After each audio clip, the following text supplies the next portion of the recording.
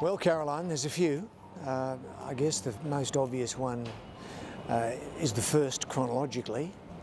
My dear late mother threw us all on horses when we were about 2, and it was sink or swim.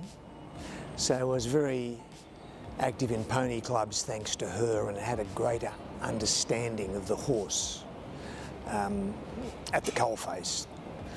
So she would be the first. Second one's an interesting call, I suppose. Race callers, Australian race callers, I think are the best in the world.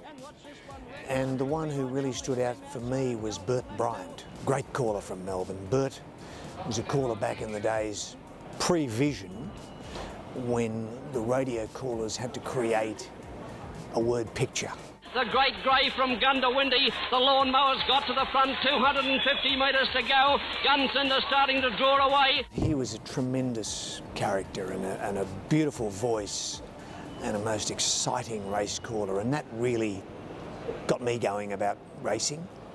The third and most obvious would be my late brother Guy, who there wouldn't be a proven Thoroughbreds without him, but he taught me so much about the industry, the subtleties of training, breeding, type of horse, every aspect of the game.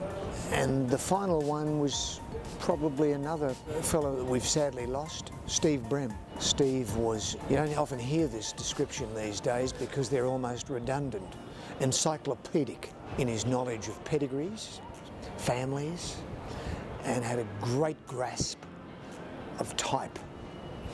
So I learned a lot about sales, strategy and technique from Steve Brem, and he was a terrific fella. Great sense of humour. I loved his company and I miss him dearly. And of course, with Proven Thoroughbreds and the great success you're having bringing new owners into the industry, I guess people are learning a lot from you as well. You're becoming a bit of their industry influencer, and they can learn all the things that you've learned through your life. Well, they're probably hearing all my boring old stories for about the 4th time, Caroline. But yeah, I guess so. I mean, my son Tom is very involved in the business now. He's heard those stories probably 24 times.